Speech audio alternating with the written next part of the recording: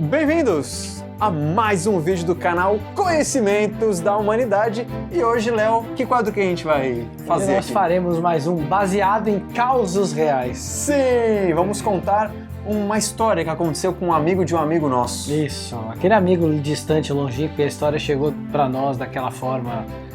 Será que ele mora no Acre? Será que ele mora na Será que existe?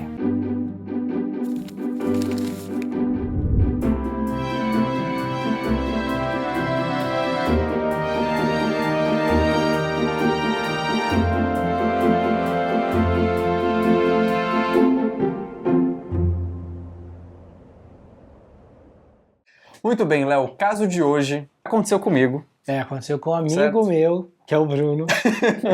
Exatamente. E aconteceu na Umbanda. Na época que eu era da Umbanda, eu tinha acabado de entrar para o desenvolvimento. Dentro da Umbanda você tem um período que você vai para o desenvolvimento, depois você vai para o Buri, depois, enfim, depende muito do que acontece. Desenvolvimento é quando você vai treinando pra incorporar. Exatamente, É você ainda isso, não né? incorpora, ou já incorpora, mas você está ali aprendendo. É o primeiro Isso, estágio, é o neófito da Umbanda. Isso. É o primeiro grau. E o que é o Buri? Grau de postulante. Quando eu fiz Buri, a explicação que me deram é assim, é assentar o seu caboclo de frente no seu Ori. Ori, sua cabeça aqui, ó. É Seu como se chakra você- coronário. É aqui, como ó. se você facilitasse o contato com o seu caboclo principal, Ou caboclo seja, o de seu frente. guia, né, principal, ali, o cara que te dá suporte o tempo todo. Isso é um Buri. Então, antes do Buri, eu fiz um ritual de desenvolvimento, Uhum. onde teria contato com várias entidades diferentes. E uma dessas entidades, que seria a primeira leva de entidades, seria a partir da meia-noite, com as entidades de esquerda. Isso. Mas eu não sabia o que era, eu não sabia do que se passava e tinha muito preconceito, inclusive, eu tinha muito medo disso. Então, durante o dia, fizemos as preparações para esse ritual, chama camarinha, a camarinha de desenvolvimento. Então, tínhamos que levar comidas específicas, limpar, enfim, limpar o terreiro, uma série de coisas antes de ter o ritual em si. Então, tinha uma preparação. E quando chegou lá para meia-noite, para a virada das 11 e tanto para meia-noite, nós entramos então no terreiro de fato. E eu estava acostumado a participar dos rituais no terreiro com tudo muito claro, com tudo muito bonito em termos de beleza plástica mesmo, né? Tipo flores. Flores, Tudo bonitinho, arrumadinho. né? Os pontos riscados brancos, as velas brancas, no máximo uma branca e preta de preto velho, ou azul, marrom, mas cores que não te remetessem a nada que te dessem medo. E aí nós entramos em fila, tivemos que trocar nossas roupas, pela primeira vez a gente tinha que vestir preto. Você vê aí a influência da Índia na Umbanda, porque a fila que você entrou era a fila indiana. Nós entramos então, e antes de entrar de fato, nós passamos por uma casinha, que eu nunca tinha me ligado que existia até esse ritual. A gente entrou no terreiro, tudo escuro, A gente e as pessoas estavam iniciando. eu e os iniciantes... Na camarinha. Na camarinha de desenvolvimento. E os médiuns, tanto burilados quanto os médiuns feitos, e as mães pequenas e a mãe de santo estavam ali dando suporte. A mãe de santo não tinha aparecido ainda. E conforme a gente foi entrando no terreiro de fato, a gente foi vendo que no chão estava realmente muito escuro, mas tinham pontos feitos com pemba preta. Pemba, para quem não sabe, é uma espécie de giz feito de um calcário específico que os guias, as entidades de várias religiões, inclusive a Umbanda, utilizam para riscar mandalas no chão, para facilitar. Certo? São pontos riscados. Para canalizar um tipo de energia específico, com simbolismo, etc. Eu estava acostumado com outros tipos de simbolismo e quando eu estava, mesmo que naquele breu que estava, eu conseguia ver de alguma maneira pontos riscados pretos, alguns com tridentes, alguns com cobra, alguns com coisas do tipo, o que fez o meu preconceito cristão, né? Eu fui criado como católico, apesar de ninguém da minha família acompanhar a religião, seguir a religião, eu comecei a ver e fiquei falei, pô, algo vai acontecer aqui. Que é isso? Já tinha ouvido falar de Exu, de Pombagira ou de Pombogira, mas nunca tinha vivenciado isso. estava relativamente com medo, ainda mais que todo mundo estava com medo, o que fazia o medo aumentar e virar um ciclo vicioso. E tava no escuro, né? A gente de preto, meu Deus. Aquelas coisas arriscadas no chão, já era. Toda né? uma dramatização para criar uma ansiedade, Aquela uma hora angústia. do sacrifício humano é agora. Agora que Eu vai vir achei que era eu criancinhas. que ia fazer o sacrifício, mas eu que vou ser o sacrifício. E eu tava meio que na ponta, eu conseguia ver vários pontos riscados e velas pretas, algumas pretas e vermelhas, no chão, mais apagadas. E até que começou um murmurinho de que o Exu, ou a pombagira da Mãe de Santo, viria. E aquela sensação de terror, eu tava morrendo de medo. E eu sempre fui uma pessoa muito racional, mas estava com medo do que ia acontecer, muito mais medo da provação. Do que será que eu vou ter que fazer frente ao público? Será que ia ser provado? Será que eu ia me perguntar o que ia acontecer? Iam te provar, né? E mais ainda, com que agressividade? Será que iam brigar comigo? Será que eu ia ser exposto? Será que eu ia ser feito de ridículo? Chegou um determinado momento, determinada hora, a Mãe de Santo veio. E aí começaram os atabaques, veio toda de preto, de roupas escuras. Os atabaques começaram a tocar numa vibração muito diferente do que eu estava acostumado, com os caboclos, com os baianos, mesmo com os pretos velhos. Uma vibração, um ritmo e uma letra totalmente diferente. O meu primeiro medo aconteceu quando uma das buriladas, uma das médiums que já tinha passado por esse ritual de iniciação, ela simplesmente saiu do terreiro porque ia cuidar de outras coisas, porque a gente ia ter que comer, ia dormir ali, ia acontecer várias coisas naquele lugar. Ela foi cuidar de outras coisas e saiu, virou as costas e saiu. E eu não sabia, mas a Mãe de Santo já estava incorporada. E ela chamou na chincha essa médium que tinha acabado de sair. Do tipo, onde você vai? Pode voltar aqui, tá fugindo de mim por quê? Eu quase desmaiei ali. Tava de fralda, né? Senão tinha vazado tudo, né? Eu falei, fodeu, o que vai acontecer a partir de agora? E eu já tava com o coração na mão, assim, eu tava querendo... Sabe quando o professor fala assim, eu vou fazer a pergunta pra alguém daqui, e você, tipo, tenta não fazer contato visual, mas tenta não se esconder também? Eu tava, tipo, daquele jeito. Algumas velas começaram a acender, as velas pretas... Sozinhas? Não.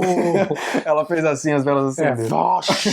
Algumas delas foram acesas, e aí a gente conseguiu ver os pontos riscados realmente de Exu ali. Esse Exu virou e falou assim, você, pergunta alguma coisa. O cara, a gente tava iniciando ali. Não tinha muito, a gente mal sabia. Como é que vai perguntar uma coisa que nem sabe? Aí, as pessoas não sabiam muito o que perguntar, e ele, no caso, o Exu, começou a perguntar. Você, da onde vem o sal?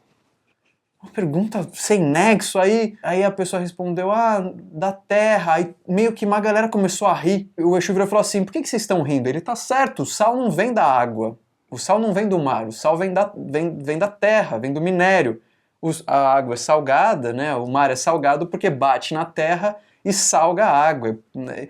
E começou a dar umas tiradas assim, aí voltou, aí virou pra mim, olha, eu já tô tremendo a perna de lembrar. É aquele negócio, não olha pra mim, não me escolhe, não me escolhe, não me escolhe, não me escolhe. Bruno, oi! O Exu virou pra mim e falou assim, faça uma pergunta. Eu perguntei o que me veio na cabeça, virei e falei assim, o povo da esquerda às vezes quer ir pra direita? Eu não entendia muito bem o que era isso. Eu não entendi o que era esquerda e direita. Pra mim, esquerda era o povo mau e direita era o povo bom, era isso. Ela não me respondeu categoricamente, ele no caso, né, o Exu não me respondeu categoricamente, ele veio e falou assim, você, de pé. O cara tá tremendo. Eu tô tremendo de contar essa história.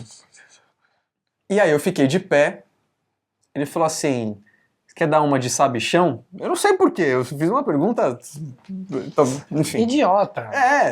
Sem base nenhuma.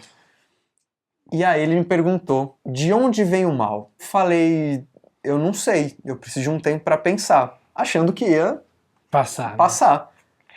Saí pela direita, enganei o Exu. Enganei o Exu, sou fodão. Bom, o Exu virou as costas, começou a falar de outras coisas, retomou a minha pergunta, começou a falar de vibração, começou a falar de outras coisas.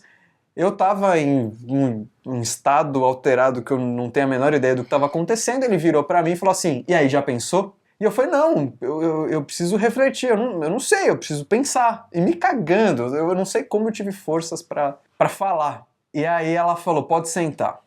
Ele, né, no caso. E aí ele virou e falou assim, eu vou fazer algumas coisas aqui fora, vocês todos vão discutir, e quando eu voltar eu quero uma resposta de onde veio o mal. E aí ele saiu, sei lá o que foi fazer, e aí a gente se reuniu em desespero, os médiuns feitos, os burilados, tentando ajudar a gente, não podia dar respostas, pelo jeito eles já tinham passado por algo daquilo. Aí eles, não, vocês têm que pensar, quem trouxe o mal pro mundo, e não sei o quê. Aí eu comecei a viajar, assim, eu falei, meu, sei lá, o homem em algum momento, sei lá, será que foi na Revolução Industrial que veio o mal? Eu tava estudando a Revolução Industrial na época, pra mim tudo era culpa da Revolução Industrial. Deu, sei lá, uns 15 minutos, o Exu voltou, e a gente fez um semicírculo de novo. Dá 15 minutos, dava tempo de ter assistido um vídeo do Conhecimento da Humanidade sobre o diabo. E aí ela falou assim, e aí? Pra todo mundo, de onde vem o mal? Ela ou ele? Ele, o Exu. É porque era uma mãe de santo incorporada, Entendi. então às vezes eu lembro da mãe de santo que também era brava. E aí, de onde vem o mal? Quem vai me responder? Aí levantaram a mão, aí começaram uma resposta qualquer, aí eu falei, meu Deus, aí eu levantei a mão. Pedindo, né? Aí, pode falar. Aí eu falei, quando eu falei que foi o homem, rolou um tipo, que mais? Aí eu falei, não, porque na Revolução Industrial, aí tipo, não. E aí o Exu começou a falar a respeito. Que a partir do momento que o homem, em algum momento da história Da humanidade, começou a achar que coisas eram dele, existia uma propriedade, né, esse pedaço de terra é meu, essa vaca é minha, começou a se apropriar de coisas da natureza, ele criou o mal. Então foi o homem, a resposta mais pragmática seria essa, e segundo o Exu, na visão dele, foi quando ele começou a se apropriar de coisas naturais. A partir desse momento começou a ter uma certa briga, ou o mal começou a nascer nele, de querer se apropriar das coisas, que não necessariamente eram dele. Depois desse momento, outros médiuns, os médiuns feitos, começaram a incorporar Exu e Pombagira. E aí a gente passou, foi a primeira vez que realmente eu fui consulente de uma Pombagira, e teve um outro aprendizado com relação ao medo. E na época eu bati de frente com essa Pombagira. Porque a gente estava conversando sobre o medo e ela falou que a gente tinha que ter menos medo das coisas, porque o medo nos paralisa. E eu virei e falei assim, não, mas o medo também nos faz sobreviver, né? Se a gente estiver sendo perseguido por uma onça, por exemplo, se a gente não tiver medo, a gente não vai fugir dela. E aí a gente teve um desencontro ali, mas era uma pombagira um pouco mais tranquila. Ela deu a visão dela, que o medo nos paralisa, nos impede de fazer as coisas que a gente tem que fazer. E eu achando que não, que a gente devia ter medo de algumas coisas de qualquer maneira. Mas você não precisa ter medo pra fugir de uma onça. É só você não ser idiota. Aí eu lembro um pouco do que o Wagner Borges dizia, que ele tinha medo de morrer, mas não medo da morte. Ou seja, o instinto de autopreservação existia nele. Ele ia atravessar a rua, olhava para ver se não vinha carro. Mas o fenômeno morte ele não tinha medo porque ele já tinha vivenciado, né, pela projeção, o que tinha do lado de lá. Então ele não tinha medo da morte, mas tinha medo de morrer. Entendi. Então, de como ele ia morrer. Eu acho que na verdade é o medo como. que a gente tem, né? De como a gente vai morrer. Talvez. Porque da morte, se você não acredita em nada, quando você morrer, acabou. Se você acredita em alguma coisa, quando morrer, você vai pra um lugar legal, bacana, com um monte de cara de camisola tocando harpa. Isso. Né? Ou senão vai pro inferno. Mas, exato. Mas eu acho que o medo que a gente tem de morrer, eu não tenho medo de morrer. Eu tenho medo de como eu vou morrer. Talvez seja eu quero isso. morrer sofrendo. Mas o medo existe. Depois disso, a gente foi pra tal casinha. Do lado de fora, lá eu não vou contar, obviamente, o ritual. Não envolve sacrifício de absolutamente nenhum ser vivo. A não ser dos seus próprios aspectos egóicos. Saindo de lá, a gente tomou um banho de ervas específicas, dormimos para o dia seguinte ter toda a parte da direita, onde tivemos contato com entidades um pouco menos amedrontadoras. Eu queria que você explicasse o que é a direita e a esquerda. Muito bem. Então, depois de um tempo estudando, coisa que na época Porque tem muita gente que ouve falar de esquerda, gira de esquerda é mal, é o demônio, não sei o que, não é isso, né? Esquerda e direita são polaridades. Isso. Esquerda e direita é um tipo de vibração na qual você se encaixa. Se você é uma pessoa muito mais expansiva, uma pessoa extrovertida, por exemplo, você provavelmente se enquadra no que seria a direita. Mas não tem nada a ver com partido político, tá, gente? Por Esquece favor, isso. A gente está falando de energias. Isso. Então, Yang, por exemplo, seria uma energia mais da direita, em termos umbandísticos e até cabalísticos, né? O pilar da direita é o pilar da expansão. Exatamente. Tudo aquilo que é mais... Da misericórdia. Da misericórdia. Tudo aquilo que é mais restritivo, mais passivo, né? Mais introvertido, até intuitivo. Receptivo. Ele é da esquerda. Ele é do pilar da esquerda na Cabala e ele seria o que seria... é o pilar do rigor. Que é o pilar do rigor. Então, sempre que a gente, em outros vídeos que a gente fala de Cabala, né? A chuva de espermatozoides de Roquemar. Isso, o grande estimulador universal. E Binah, quando ela escolhe ou ela restringe esse estímulo... Que aí ela recebe essa chuva de estímulos, escolhe um, que é aquele um que vai gerar a vida, aquela semente que vai juntar com o ovo para gerar a vida. Então olha o poder de restrição que ela tem e o poder de expansão que ele tem. Então isso que é a direita e a esquerda. Então, mas aí, por exemplo... Por que um caboclo de Oxóssi é da direita e um Exu é da esquerda? O caboclo de Oxóssi, o Oxóssi em si, pela própria forma que ele tem de agir, de falar, de conversar, ele está muito ligado a Resed, que é o rei misericordioso. Então ele está muito associado a essa energia. O rei que faz estratégia, por isso que ele é o caçador. Isso. É o caçador de uma flecha só, ele vai lá, ele escolhe a posição, vê o vento, analisa se ele está contra o vento para o animal não sentir ele, mira e pum, atira, traz a caça para a aldeia e é com essa caça que ele alimenta a aldeia. Então ele é da direita. Isso. E um Exu, como o Mercúrio, por exemplo, é o que tem inteligência emocional. Ele vai trazer informação, ele vai te fazer questionar e sempre de uma forma bem apimentada, né? Ele não vai dar a informação inteira, os oráculos, ele nunca te vai provoca, dar tudo. Ele te provoca. Por isso que, olha só, boa parte da Umbanda foi criada baseada no sincretismo religioso, com com o candomblé, com o catolicismo, porque os escravos tinham que esconder a crença deles e usavam os santos para isso. Principalmente por conta do espiritismo, que já tinha esse sincretismo. Exatamente. Né? Então, assim, enquanto, por exemplo, você tem uma Iemanjá, que pode ser uma Nossa Senhora dos Navegantes, ou uma Binah, que pode ser uma Virgem Maria, o arquétipo de Exu era o diabo. E é por isso que vem muito preconceito. Porque o que é o diabo? O diabo é o grande provocador. Ele que provoca, te tira da zona de conforto. E esse arquétipo do Exu é a mesma coisa. Ele não usa chifre, rabo, apesar de algumas representações serem assim, justamente para remeter ao arquétipo. Mas ele é o cara que te provoca. Você chega lá falando, o que você veio fazer aqui? Eu vim tomar um passe. E sai de lá, sei lá, chorando com a sua vida resolvida. Porque ele fica te provocando e vai te fazendo pergunta, e aí você vai trazendo as coisas e vai sacando as coisas. Esse é um método até socrático, né? É um método socrático. Vai socrando em você. Tem muito disso, desse sincretismo, e daí vem esse preconceito com as giras da esquerda.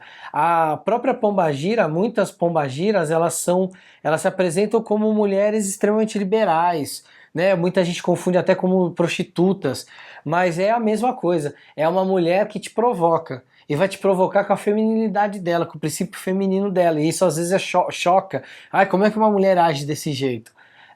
Existem pombagiras mais parecidas com ciganas, pombagiras que são mais parecidas. Eu conheci uma vez uma pombagira que era uma sacerdotisa egípcia.